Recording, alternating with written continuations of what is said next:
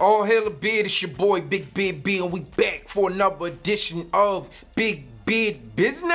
In today's video, we're back with yet another subscriber's choice video, and I would say this is probably one of the most highly requested videos in the video queue. Most of you won't be a stranger to this one, but this one comes from the house of Parfums de Marly, and it's Layton. Now, although I've yet to give this one a full review, we have talked about it a few times in the past. Overall, PDM is a pretty cool fragrance house with an interesting story, and they have some bangers in their fragrance lineup. Now, aside from the fragrances, one of the things that really sets them apart is the quality of their presentations. Now, I'm not talking in reference to the boxes, because the boxes, fuck the box. I'm talking about the bottles. Now, the bottles are made of this thick, heavy ceramic-like material that kind of adds to the mystique and character of the PDM brand. Now, Layton is an oriental floral fragrance that was released back in 2016, and it has notes of bergamot, apple, jasmine, amber, and patchouli, just to name a few. In terms of scent, this one is a nice fragrance. I quote, "Layton is a fucking great fragrance." That's what the missus says.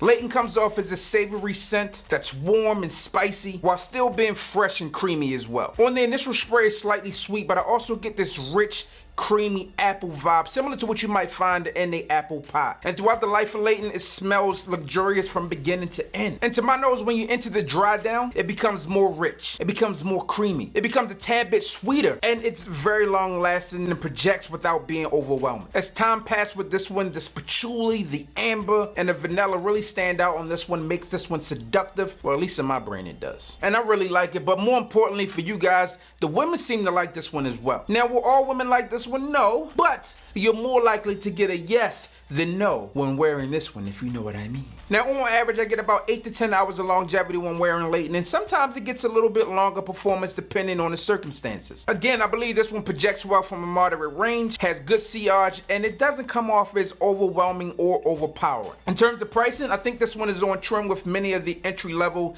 niche fragrances out there. If you're looking to pick this one up in the retail environment, you can expect to pay between $200 and $290 for the 2.5 or the 4.2 ounce respectively. If you don't mind waiting or searching around on the gray market, then you can pick this one up for about $200 for the 4.2. I will do the research for you. I'll link some spots below, and if you care to check it out, it'll already be there. Now, I personally think Layton is a versatile 3-season fragrance, but I personally believe, despite it being versatile, it is better suited for the fall and winter. I think it transcends across various age groups as well, and this one can also be used for a number of reasons, from work, date nights, whatever, casual wear. I think this is good for a multitude of reasons. And my personal assessment of this one, if I was going to give it a rating, I feel like I haven't given a fragrance a rating in quite some time. I'm going to give this one a solid 9 out of 10.